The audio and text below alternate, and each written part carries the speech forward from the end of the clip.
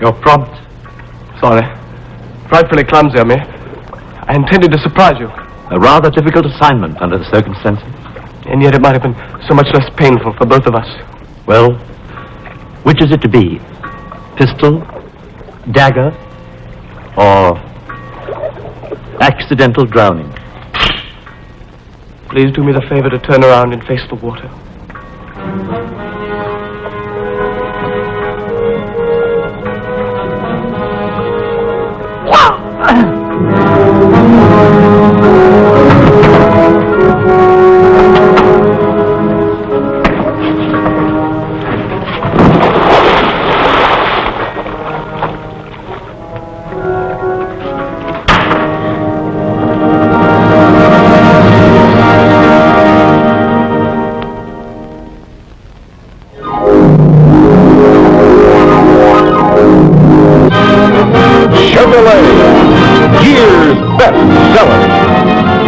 Chevy's Corvair, Car of the Year. Bring you in behalf of your local authorized Chevrolet dealer, the Chevy Mystery Show. Tonight's play stars Cesar Romero in The Suicide Club. Teleplay by Norman Lessing, based on the story by Robert Louis Stevenson. Also starring Everett Sloane, Dan Tobin, Doris Dowling, Barry Kroger, Chet Stratton, and John Alderman. Starring your hosts, Vincent Price. Welcome back.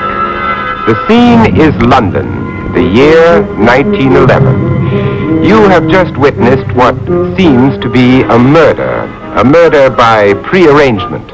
A bizarre happening, but not nearly so bizarre as the events which shortly follow.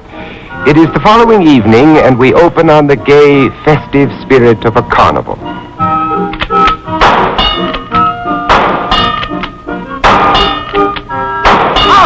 Bravo, Your Highness. Well done. Here you are, Governor. Well, a magnificent trophy of the hut, my dear Gerald. Shall we mount it in my study or in the throne room? It might take the place of some of the grim portraits of my distinguished ancestors. Oh, Your Highness. Here's a much better idea. For you, mademoiselle. Unless you have some objection. Well, Gerald, shall I have another try? Oh, no, sir, please desist, I beg of you. Oh, sir, I do not understand your protest. Well, you see, I've made a wager with this charming creature. For every time you hit the wee target, I'm to eat 5 of her home-baked cream tarts. Well, you've rung the bell 10 times and I've eaten 40 tarts. 40. There are 10 that are left. Would you do me the honor of accepting one? My acceptance of a gift, sir, depends upon the spirit in which it is offered. The spirit, sir, is one of mockery. In that case. And you, sir? No, thank you. Gerald. Do you very good health, gentlemen.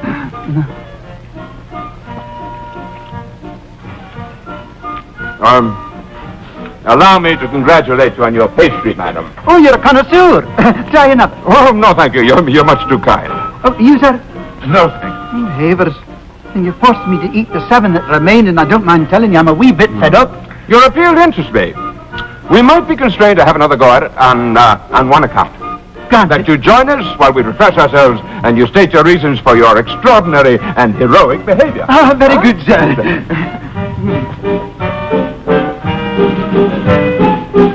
Waiter, some tea, please. Yes, sir. Gentlemen? This time to your health, my friend. Oh, that's a most unlikely toast. But nevertheless... What? We await your explanation. Gentlemen, you see before you a ruined man in the process of killing himself. What? Killing himself? I'm stuffing myself to death. I admit the method seems a bit unusual, but inflicting violence on my own person. It frightens me to death. You know, I once tried the Japanese method of harikiri. Oh, Havers, when the dagger reached the spot where it tickled my belly, it got no further. Well, why should you want to kill yourself? Doesn't everyone? So, come, Gerald. If we're to have any influence on this gentleman, we must be as frank with him as he has been with us. You see before you, sir, two men who have ruined their lives. I have just gone through my third and last fortune, and the colonel here has just been cashiered out of the officers' club for cheating at cards. Oh, come, my dear friend, this is no time for reticence. We're face to face with a kindred spirit. Now, you're not fooling me. You are indeed as ruined as I am. Excuse me, gentlemen, but I could not help overhearing your conversation. Sir, this intrusion May be perhaps the most fortunate event in your life, or what may be left of it. Permit me, gentlemen, to introduce myself. My name is Malthus, Bartholomew Malthus. honored. How do you do? Yeah, now, if you'll be good enough to explain. Oh, I have every intention of doing so. From what I overheard, I gather that you gentlemen have one thing in common. One thing that you all desire. Death. Precisely. But the means to that most praiseworthy end are, there's the rub, the point at which so many earnest seekers like yourselves have faltered. True, only too true. Gentlemen, do you mind if I sit down? Now, what would you gentlemen say if I told you that this last stumbling block has been removed, that a method has been devised, so perfect that the person seeking death, even if his courage fails him at the last moment, can no longer withdraw, that the deed can be accomplished without the slightest effort on his part, without the slightest embarrassment to family, friends, or reputation? This is preposterous. Let him continue, Gerald. I don't wonder at your friend's skepticism. However, everything I have said is true. And moreover, the deed can be accomplished in the most charming and efficient manner. Your last moments will be spent in the most congenial of company. You've aroused our curiosity, sir. Will you come to the point? Gladly. But first, gentlemen, and I saw at once that you were gentlemen, else I should not dare to have broached this subject. First, you must give me your word of honor as gentlemen that you will keep the secret, that you will tell no one what I am about to impart. You have our word? Good. Have you ever heard of the Suicide Club? The what? The Suicide Club? Well, that sounds most intriguing. It is indeed. And wait until you meet the president, the genius who has devised this scheme and supervises its execution. And, oh, yes, that reminds me, gentlemen, I do hope that each of you has sufficient cash on hand for the initiation fee. It's really ridiculously small, only £40 per person. No, I think we can make out. Oh, not I. I've squandered the last of my money on these revolting tarts.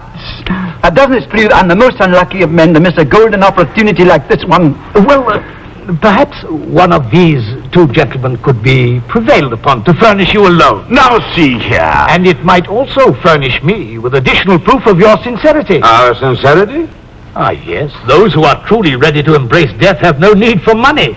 And I must be certain that you're in earnest before presenting you to the president of the establishment. Well, I think my friend can accommodate you with some of his ill-gotten gains. Not my... The money you won cheating, it's tainted anyway. But I... Gerald. As you wish. Oh, believe me, sir, I shall be eternally grateful to you. Eternally. Appropriate word, isn't it? Now, if you gentlemen would be good enough to accompany me. Waiter, never mind the tea. Never mind the tea.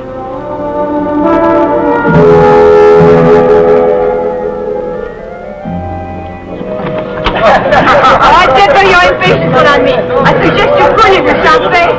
How are we out there tonight? Crowded?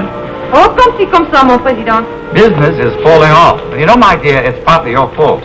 You've only recruited one new member in the past month. Oh, you are mistaken, there were two. I just counted the one. Oh, the other one spent all his money on me. He had nothing left for the initiation fee. You are getting careless. How was I to know? He assured me he was wealthy.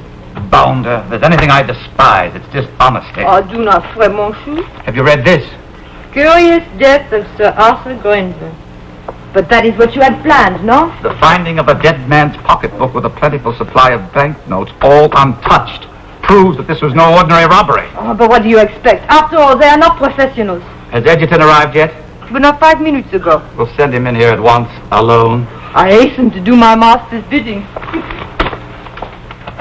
Monsieur Edgerton! Bum-glass fools, amateurs, a lot of them. You expressed a desire to see me? Ah, come in, my dear Edgerton. Accept my felicitations on the success of your mission. Spare me your praise, I beg of you. I've just been reading about it in the newspaper. Would you care to... Thank you, no, I've read it. But there seems to be an error. It says something here about retrieving Sir Arthur's pocketbook. As I recall, you had my instructions to bring me his effects. I didn't care to soil my hands with him any longer than was necessary. Necessary? And who are you to determine what is necessary? You are familiar with the rules of the organization, are you not? Of course I am. I came here to rid myself of a life which has become most obnoxious to me. Well, then let me remind you that it is I who make the plans and give the orders. And under the rules of our membership, you are bound to follow them. I accepted the conditions. I did what I was sworn to do. Not quite, my dear boy. You must remember that people are inclined to take a rather dim view of snuffing out a human life. As a matter of fact, they're quite stuffy on the subject. The accident, the death, has to be an accident. Or an ordinary crime, like a footpad or something that nobody pays any attention to. I had no way of knowing the pocketbook would be found. Exactly my point. You had no way of knowing anything. Yours not to reason why. Yours but to do and die. I should like nothing better. For 10 nights in a row, I've come here with the most wretched luck. Cheer up, my dear Edgerton. My instinct tells me that tonight your luck may change.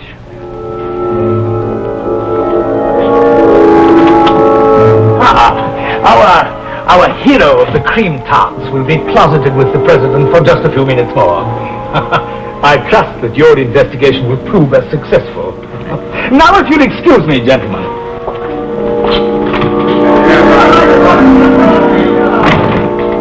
Your Highness. My name is Theophilus Goodall, and you are Colonel Gerald Hammersmith, recently cashiered for cheating at cards. It is criminal folly. You're right. It's very unwise to cheat at cards.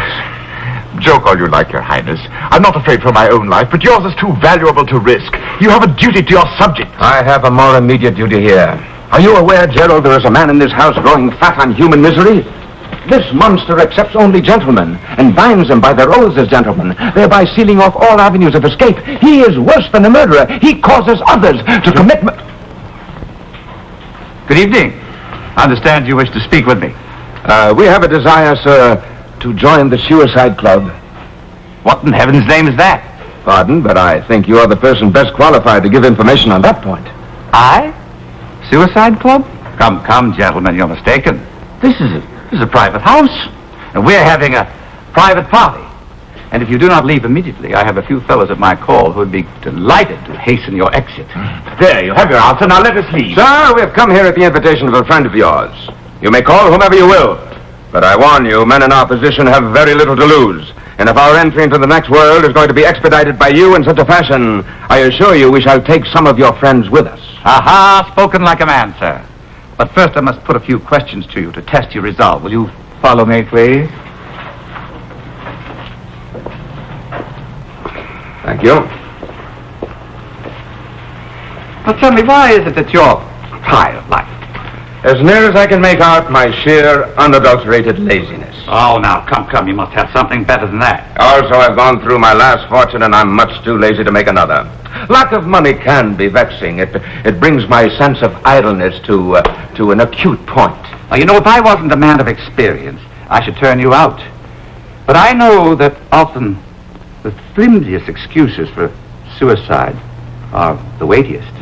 But your friend here, he doesn't seem the sort of person to be attracted to our club. He lacks a certain anemia, shall we say? What would his reason be for joining our group? The colonel has been cashiered out of the army for cheating at cards. The devil you say. Cheating at cards? Whatever prompted you to do a thing like that? I did not require any prompting, sir. Gentlemen, You are two men after my own heart. Come with me. Oh, you know about the initiation fee? Colonel. 80 pounds, I believe. Yes, that's correct. Thank you. Oh, and it's also customary for the new members to buy champagne for the other guests. It's one of our little traditions. Oh, I'm sure the Colonel will be happy to oblige. Very happy. Well, then allow me the honor to introduce you to your fellow members. Here are two more acquisitions for our club. Oh, my dear chap, I can't tell you how happy I am to see you. Welcome, welcome. Allow me to congratulate you on passing the examination. Thank you, Mr. Malthus. Our new members have most generously offered to buy champagne for the company. Oh, marvelous, isn't it? Such high spirits and such laughter. I detect a little hysteria. Naturally. If life is to be tolerated at all, it must be done so hysterically. Oh, come, let me introduce you to our enchanting hostess, Madame Zephyr. May I present my dearest friend, upon my word, I don't know your name. Mr. Goodall, Theophilus Goodall. Charmed. Doubly so, my dear lady. And these chaps over here, chaps, tell them your name. Introduce yourselves. Rodney Hart. Very pleased. You're all so full of vitality. Does it not tickle your senses to realize that shortly one of them will be marked for death and another assigned to the role of executioner? It does not, sir. It does not tickle me at all. Well, you shall not lack for excitement, I promise you that. And our president, did you not find him an extraordinary man? I mean, such drollery, such wit. And between the two of us, probably the greatest rogue in the entire British Empire. I'm quite in accord with you there, sir. Ah, yes, but what imagination, what ingenuity. You talk as one who's been coming here for some time. It's my understanding that this game you've described, this fascinating game of life or death, is played every night. You have been exceedingly fortunate to have survived so long. Well, yes, but you see, I have certain privileges. In return for recruiting new members like yourself, I'm sometimes permitted to attend merely as onlooker. But tonight I permit myself the supreme thrill. Tonight I participate in the game. But still you do not sound to me like a man who wished to put an end to his life. Oh, on the contrary. Well, for the life of me, I can't see... You can't see why I attend. Well, the reason should be obvious. Allow me to confess it at once. I am a coward. A coward? Oh, yes. The most abject, the most craven, the most pusillanimous in all the world. I glory in it. But, sir, allow me to ask you, what else in life is left to me except the supreme thrill of complete and abject fear? I've experienced everything else. Of course, some people say that love is the strongest passion. I deny it. Fear is the strongest passion. Beside it, everything else pales into complete insignificance. Yes, I tell you, sir, I love the entire idea of it. Fear, sir. And I must tell you that I'm lucky. I am lucky to have been born so consummate a coward. Well, I must confess to a certain curiosity. In a sense, we may all be compared to the inmates of a sanitarium who love to discuss the symptoms which have brought them together. Oh, no. Here we do not speak of illness. Well, I'm certain Madame's case, the only illness with which she has any connection is the love sickness of her suitor. Thank you, monsieur, and I hope you will be spared that affliction. Vain hope, Madame. In your divine presence, one could hardly help but be smitten. But to get back to the question, what, sir, has induced you to embrace the prospect of death? I share your weakness, sir. I, too, am curious. Curious about the mysteries of the great beyond, and I've grown tired of depending upon hearsay evidence. Your knowledge your sense of knowledge is only better than your sense of drinking champagne, my friend. And what, sir, may your reason be? Too much knowledge, I'm afraid. I have lately taken to reading the works of Charles Darwin. I can't bear to go on living with the thought that my ancestor was an ape. Well, our charming hostess is a living refutation of Mr. Darwin's absurd theory. On the other hand, If one were to make a close study of Mr. Malthus...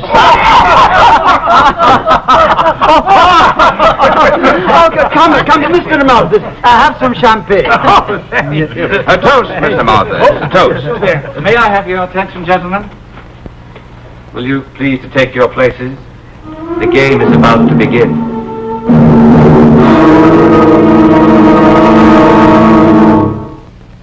Behind one of these doors is a Chevrolet, America's bestseller. And behind the other is Chevy's Corvair, the bestseller's car of the year. The mystery? Which car is behind which door? Now study these clues. This car has famous body by Fisher, more solid, better craftsmanship. But so does this one. This car behind this door has a superior finish, magic mirror finish, that stays new-looking longer. But so does this one. This car has a six-cylinder engine, famous for economy of operation. But so does this one. And you can get a choice deal right now on this car, and also on this one. Here, a Chevrolet, year's bestseller. And here, Chevy's Corvair, the bestseller's car of the year. And certainly it's no mystery why Chevrolet and Chevy's Corvair are so popular. Each does a special job for special people, but both are loaded with Chevrolet's traditional value, dependability, low initial cost, economy of operation, things every car buyer wants in his car. So see your Chevrolet dealer now for a year-end deal on America's first choice car, Chevrolet. And on the car of the year, Chevy's Corvair.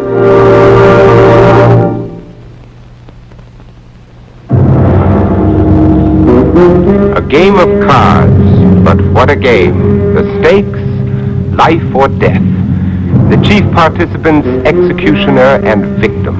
A kind of Russian roulette, but done, as the president of the Suicide Club would say, with artistry and finesse. Our story continues as the game is about to commence. We're honored tonight by the presence of 3 new members. Will you remain standing, gentlemen, please?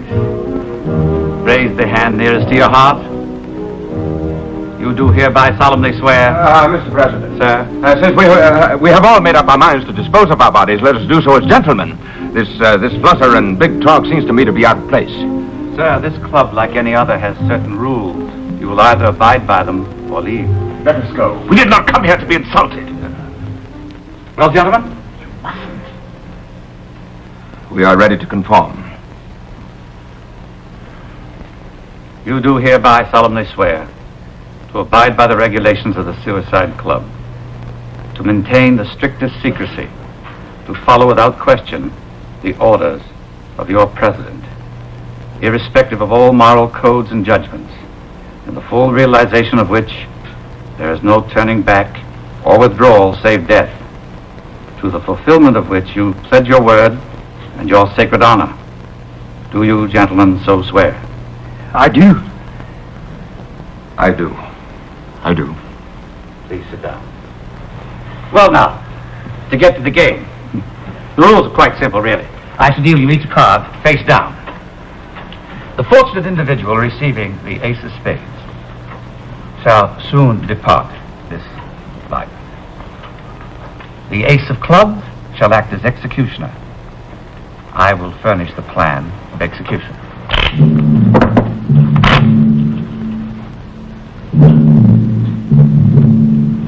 Madame Zeffrey.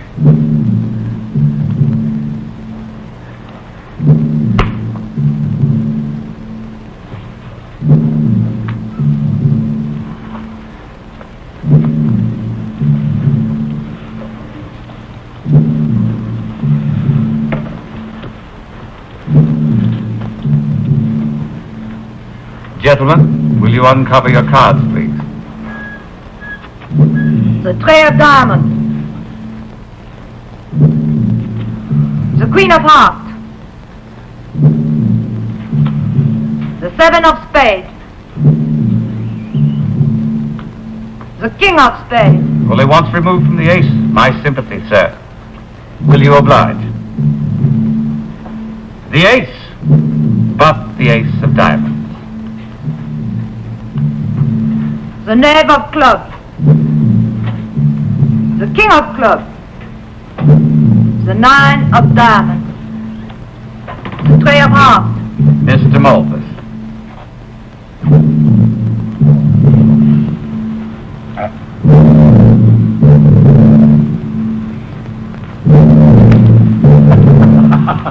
Only the five of diamonds. I thought it was something extraordinary from your behavior. Now, gentlemen, if you'll pass your discards down to Madame Zephyrin. They're mad, all of them, mad. Let us get out of here now while we still can. We've sworn an oath. Let us demonstrate we can play like gentlemen, no matter what the stake.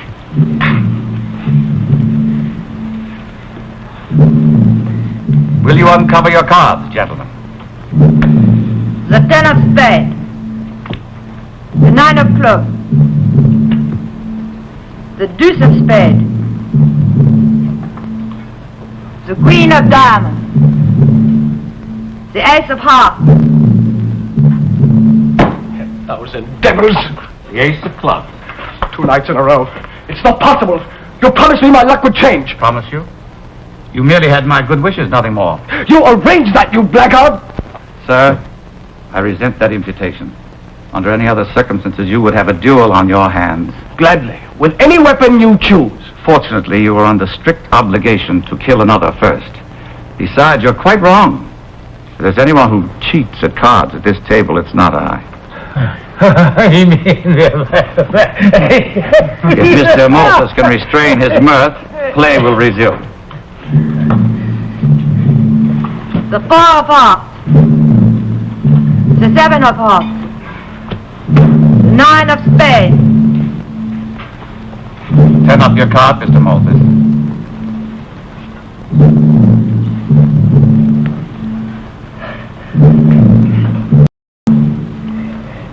Mr. Malthus, turn up your card.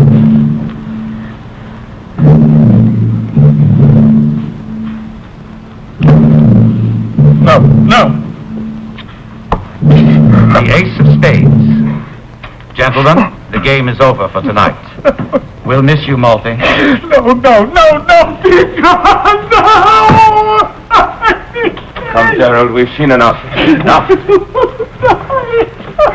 My heart bleeds for that poor fellow. They're murderers, all of them. That's what they are, murderers. Oh, my dear Mr. Malthus. Oh, don't take on, sir, man. Don't you realize how fortunate you are? Don't you realize?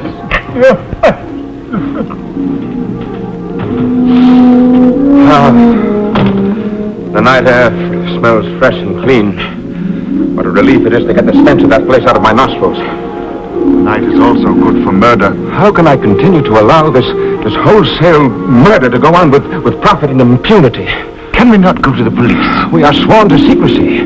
Your Highness, I realize that you cannot compromise your oath. But my honor, your honor is the honor of our country, but my honor, I would gladly forswear mine. Gerald, if your honor suffers in any way on account of me, then mine is muddied too. It is for your Highness to command. Shall we quit this accursed spot? By all means, call a cab. Cabby! Cabby! Hey, Cabby! 13 Chadwick Square. Your instructions are precisely the same as they were last evening. Same as to location, method, and all the other details, which I beg you to remember. The only thing different, of course, will be your partner. By committing 2 crimes at the same place, the police will never expect that to happen. You're a fiend. Thank you. Thank you. I appreciate it. I wonder where Mr. Malthus is. Mercy, Mr. President! Please, show mercy! Now, Malty, you know the rules. You go on. I'll bring him to his senses. No! Oh, you forgot your cane. You're so wrong. I don't want to die. Now, Malty. You've always been so considerate of me. I don't want to die. Malty, you know there's no backing down. We must keep faith with the members. Yes, but they'll never know. I'll hide. I run far away and I'll hide. You'll never see me again. Now, Morty, you know that's impossible. I'll make a bargain with you. Listen, I had something to tell you. Something that I was afraid to tell you until now. Why don't you go out and have yourself a nice long drink of brandy? No, I just had one. Well, I'll instruct Madame to give you a whole bottle, no charge. Look, I'm not saying this just to save my life. It's true. It's true. You're in danger. Your life is, and the Suicide Club is in danger. You see, you have an opponent. An opponent as powerful as you are, even more powerful. Madame, Oui, mon président. could you get a bottle of my best brandy for Mr. Malthus? No, please, you must listen. That man, the man I brought here tonight, the one who calls himself Theophilus Caudal, that's not his name at all. He's a prince. A what? Yes. Prince. That's strange. There was an air about him. I could almost have guessed it. You believe this drivel? But it's true. It's true. I swear it. I swear it on my hope of everlasting life. But of course it's true. As a man walked like a prince. Everyone stopped and listened when he spoke. Everyone sensed that here was a man accustomed to command. His words flowed like honey. It was like music in my veins. You simpering little fool. Is this the payment for all the education I've wasted upon you? I trained you to dominate men, not to let one man make you his slave. You're hurting me. That is exactly my intention. Do you come to your senses? Monsieur President, you should not have done that. You hold your tongue. Now, what more do you know? A great deal more. Oh, a very great deal more. But such information comes at a price. I'll pay if I decide it's worth it. All right. You're a man of honor. I know you'll see it's worth it. When I first met him at the shooting gallery, I thought that I heard the other man address him as Your Highness. And still you brought him here? I thought, but you see, I wasn't sure. And then I was sure that I was mistaken, because he seemed so democratic. Numbskull, that's the fashion for princes these days. I own that I made a mistake. But I didn't know it till half an hour ago. You see, I made an appointment to meet him at his hotel. And I came early, on purpose, you see. And I asked the porter, quite offhand and casual, I said, can you tell me when the prince will arrive? And he said that Prince Florizel permitted no one to give any information as to his coming or going. Florizel? Yes, Prince Florizel of Bohemia. That man? He's solved cases for the police in half the capitals of Europe. Of all men, you had to bring me that one. Well, I was going to tell you. Yes, Believe me. You neglected to. Yes, because I was afraid. Afraid of what? Afraid of what you were going to do to me. Afraid of what I am going to do to you. No, you can't. Not that I've told you now, you can't. I'm sick to death of blunder. I won't go. I can't. You can cancel the appointment. The appointment will be kept. No! You had better take care. The prince is a dangerous opponent. The appointment will be kept. No! It's all right, Mr. Malthus. I will bring you a bottle of brandy. No. I don't want to die.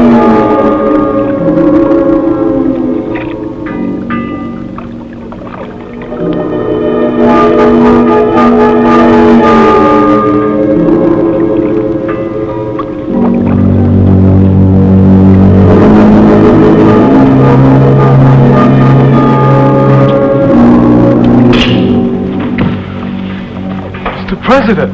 In the flesh, my dear fellow. You wish to be killed?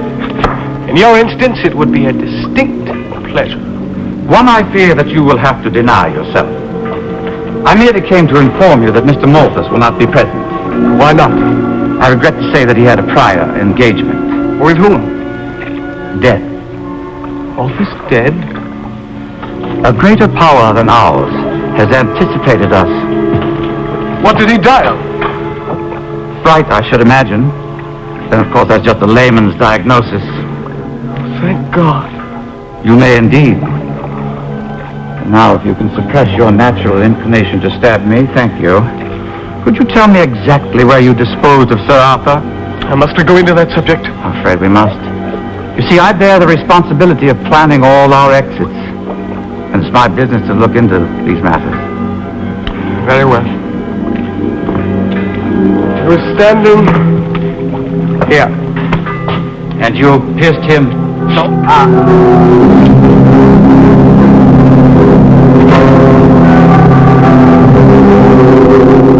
Now we see how this is done.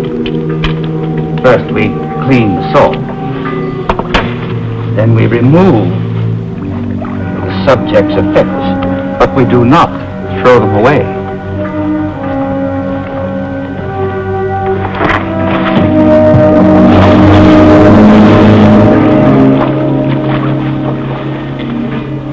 Goodbye, dear boy. You've caused me some annoyance in the past. But I no longer bear you a grudge. It would be petty.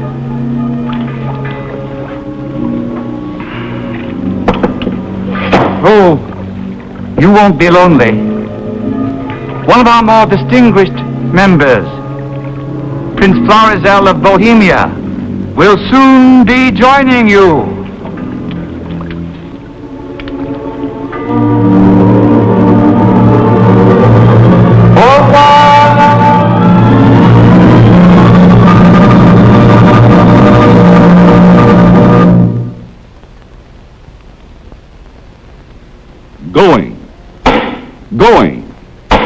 Going.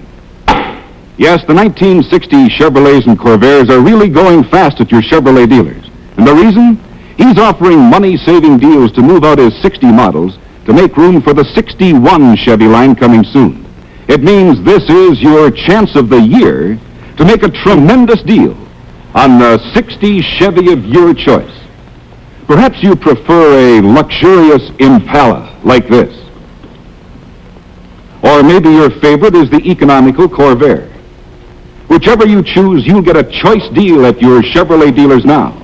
But hurry, it's your last chance to get a new Chevrolet, year's best seller. And the car of the year, Corvair. You'll get the money-saving deal you've been looking for.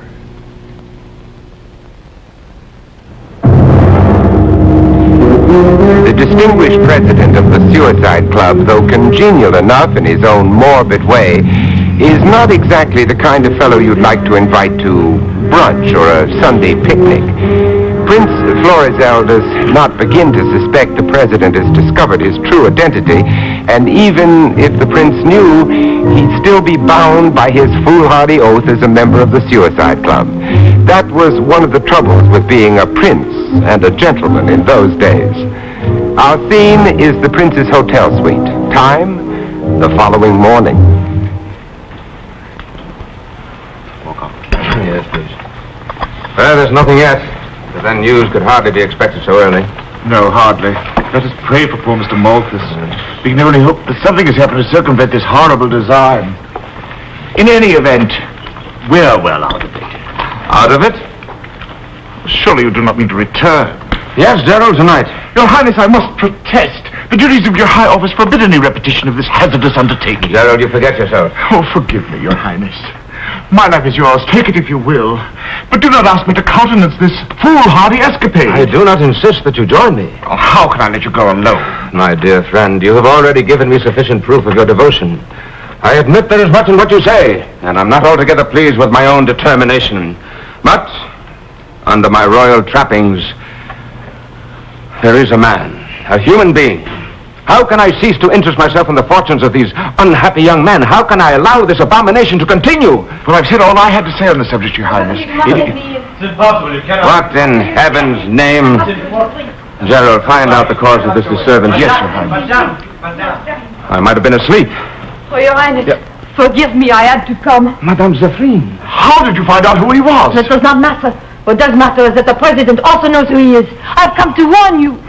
Sit down, please, madame. Oh, Gerald, some brandy for madame. Yes.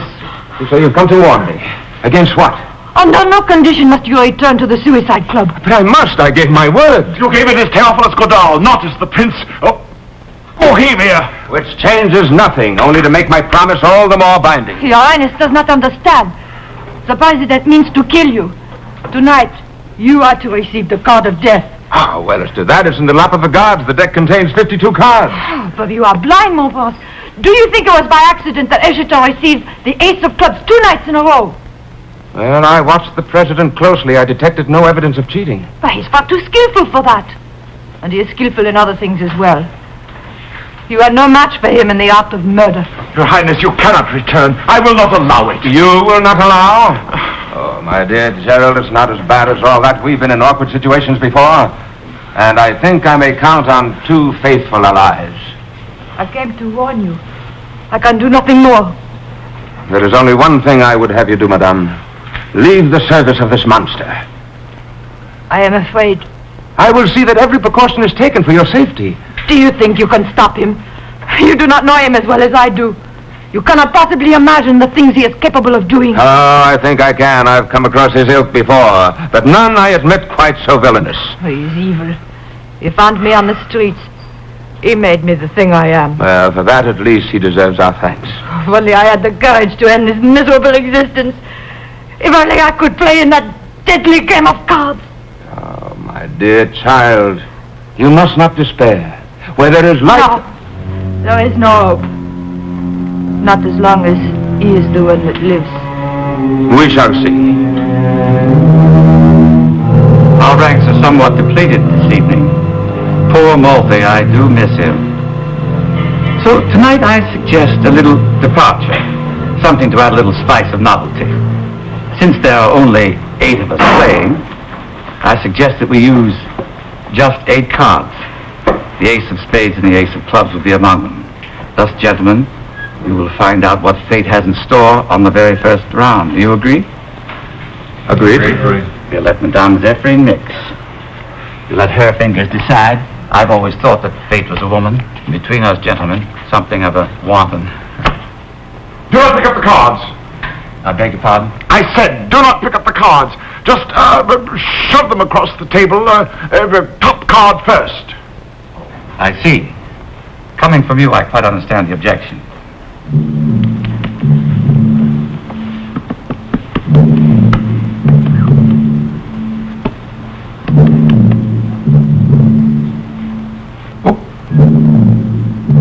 Pardon me, Colonel, but not all of us share your extraordinary skill at cards.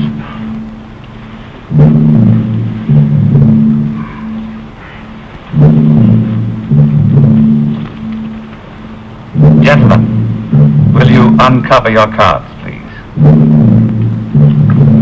The ace of diamonds. The king of clubs. You will observe that I have used cards of only the highest rank as befits our select group. The ace of hearts. The king of diamonds.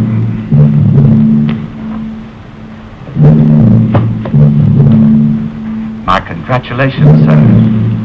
The ace of spades and only your second night here. What a stroke of luck. The game is not yet completed. Oh, of course. How remiss of me. Please, continue.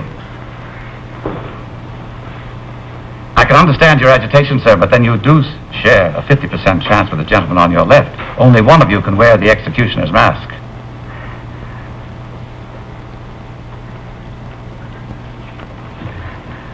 The ace of clubs. Oh, no. But no, that's not why I came here. Oh, my own life, yes, but how can I take another's? You're bound by your oath. There's no turning back. But I cannot do it. You're my friend. Oh, please tell me, what am I to do? What you are sworn to do, laddie, as must I. Splendidly spoken, sir, but then I knew you were a gentleman. The game is over for tonight. Will you attend me in my study? Mr. Goodall, if you will have the goodness to wait, we won't be long. We must escape from this place at once while there's still time. I gave my word. Have you lost your senses? I will not stand by and see you slaughtered. You have my permission to leave. Then I shall take it. I have no stomach for this business.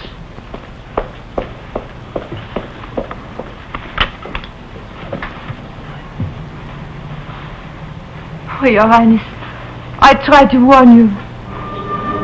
You did your best, madame. I shall be grateful as long as I live. Tomorrow afternoon, At 3 o'clock, you will meet Mr. Goodall at a very unpopular little restaurant in Soho. Here's the address. Now, I've chosen this place with great care. It serves what is undoubtedly the worst food in London. You wish me to assassinate him in a restaurant? I do, with cream tarts. Cream tarts? The late lamented Mr. Malthus informed me of the circumstances of your first meeting, and it pleases my fancy to end your acquaintance on a similar note. I'm a sentimentalist. Diabolical one. Thank you. You will have with you this bag containing 2 cream tarts. You will offer Mr. Goodall his choice of one, and you will take the other. He will watch you, of course, while you're eating yours.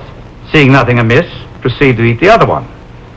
Both tarts will be poisoned. Both poisoned? But Hear me out. The poison will take at least an hour to have its effect. Meanwhile, you will drink the contents of this vial. It has the antidote. Fiendish. Ingenious. Since Mr. Goodall's last moments on Earth will be traced to this unsavory little restaurant, it'll naturally be assumed that he died of indigestion. Is there nothing you left unplanned? Nothing. Now, will you please be good enough to tell Mr. Goodall I'd like to see him? Oh, fine. It's your turn to confer with the devil.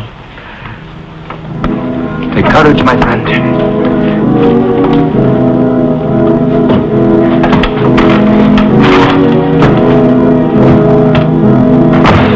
You'll make no outcry. The cab is waiting. Step inside. You'll oblige me immensely if you pull the trigger. Do not tempt me. Inside. You have your instructions, driver.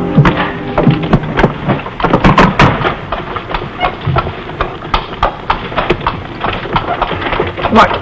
Colonel Hammersmith? Yes? But what are you up to? A kidnapping. What, to save your friend? Exactly. Oh, good, I'm delighted. But I must warn you, I'm honor-bound as a gentleman to exert every means of escape. Oh, I'm well aware of that. So, you must tie me very securely. Oh, that shall be done. Never fear, never fear. Oh, thank you. Colonel, I've no words to thank you. Gentleman with the cream tarts has all the instructions. You are to meet him tomorrow afternoon at this address at 3 o'clock. Oh, one thing more. It's a trifle, but we must take every precaution. I would not have it otherwise. You know, these young men, so preoccupied with their own little cares, are frequently not dependable. Now, if for some reason he should fail to appear at 3 o'clock, I will expect you to return here at once. Do you understand? I understand. I have your word as a gentleman. You have my word as a gentleman.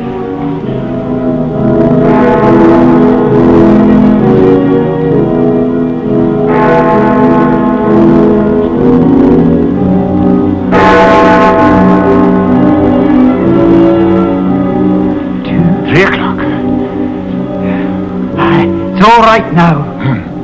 The place will be furious, of course. But I had no alternative. Are you sure you're comfortable? Aye. Some refreshment, perhaps? Oh, no. Thank you. Oh, if the prince only knew that you had slept last night in the very next room. Oh, you know, a thought just occurred to me. Yes?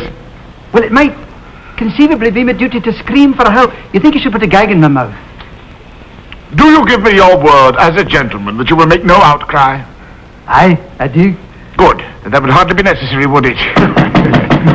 Who can that be? It can't be the prince. He's at the restaurant. His Highness! Where is he? I must see him at once. I'm afraid that's impossible. Why? Mr. Romero! You're alive. Well, I say, that seems fairly obvious, doesn't it? Oh, you must notify the president at once. Your death affected him greatly. Oh, you fool. The president knows I'm alive. He kept me prisoner in his house. Prisoner? Yes.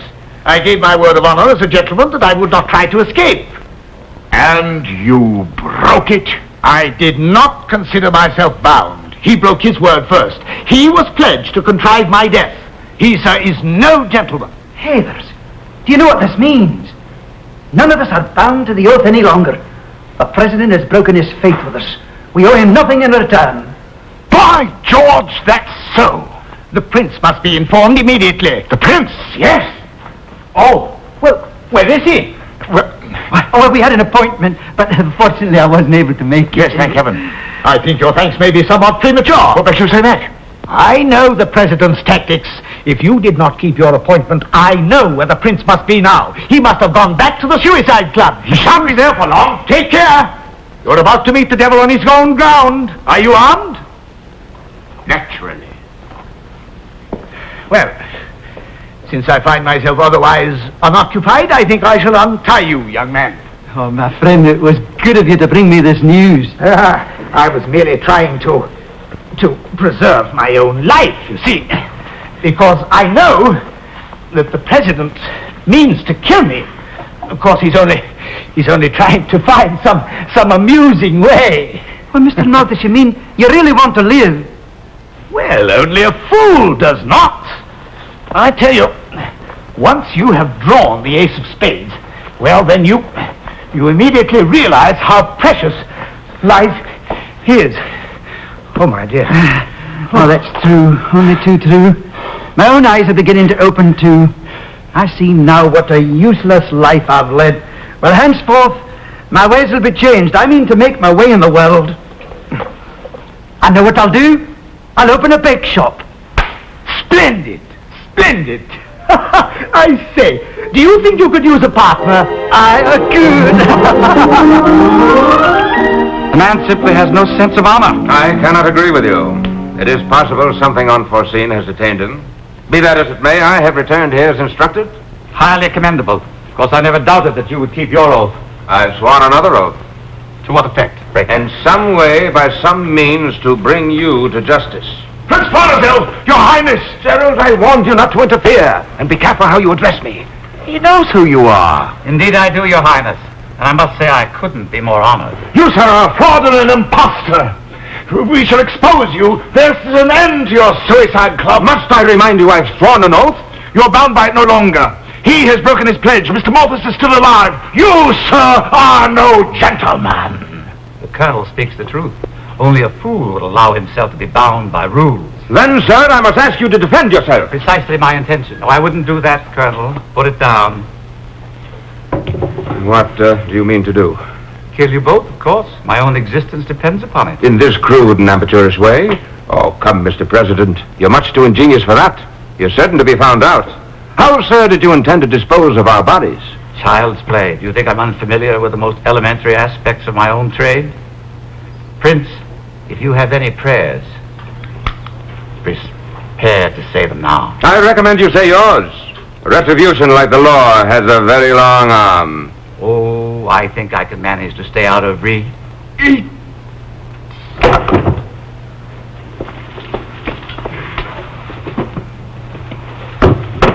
He's dead. It is an act of divine providence. Providence, perhaps, but he's been stabbed. But that's impossible. Stabbed by whom? By me, gentlemen. Madame Zéphine. We owe you our lives, madame. You have shed blood for our sakes. I know how distressing this must be for you. I have grown so accustomed to the sight of death, it no longer bothers me. It is least of all. And now my fate is in your hands. But you have gained your freedom, madame. The event calls for a celebration. Your Highness. Ah, yes, I forgot. What a pity. I must leave for Bohemia early tomorrow morning. Oh, quel dommage. But we still have tonight? Ah, yes, madame.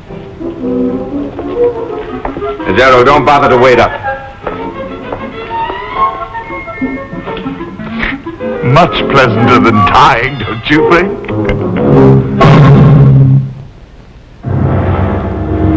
Next week, a longtime favorite of the Chevy Show, Miss Janet Blair, stars in the delightful mystery comedy, The Perfect Alibi. And in a little while, Janet herself will appear to tell you all about it.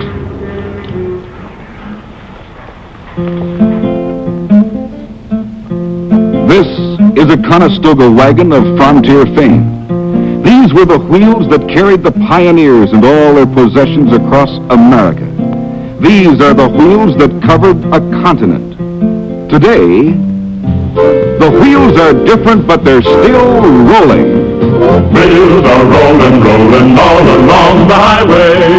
Wheels that keep a-rolling all the night and day, singing a song of the men behind the motor trucks, a song of safety and service all along the way. Keep them rolling, keep America strong, east, west, north, south, rolling along. Wheels are rolling, rolling all across the nation. Wheels that keep a-rolling all the night and day, singing a song of the men behind the motor trucks. Keep them rolling all across the USA.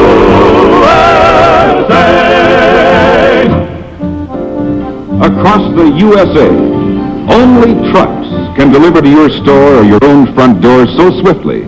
Such things as ice cream, fresh meat, newspapers, clothing, furniture, and the hundreds of other things you use every day. Modern trucks deliver the goods faster and more economically. They make your life more pleasant. You live better because of trucks that keep rolling along. Singing a song of the men behind the motor trucks. Keep them rolling all across the USA.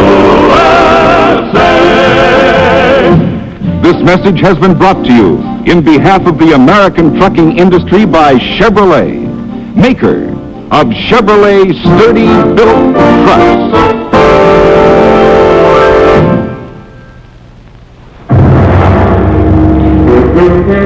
Good evening. And thank you, Vincent Price, for letting me take your place briefly in this rather eerie, mysterioso setting.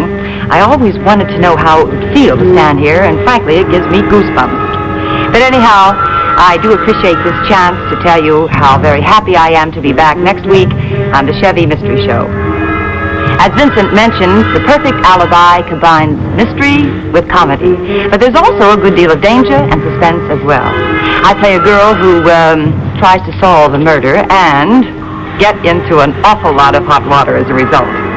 Appearing with me will be Richard Ney and an absolutely wonderful cast. The Perfect Alibi was adapted by Norman Lessing from a play by A.A. Milne, and it will be directed by Richard Dunlap. I think it'll be wonderful, and I hope... Things are booming at your Chevrolet dealers. He's delivering so many new Chevrolets and Corvairs that his OK used car lot is getting swamped with trade-ins. You name it, he probably has it. Sedans, hardtops, trucks, foreign cars, station wagons, and convertibles. All makes, all models. And this big volume means a big bargain for you, because these cars have to be sold now to make room for others coming in. Even more important than the low prices is this. These are not merely used cars, they're OK use cars with plenty of good use still in them. So for a good use car, head for your Chevrolet dealer's exclusive OK use car lot.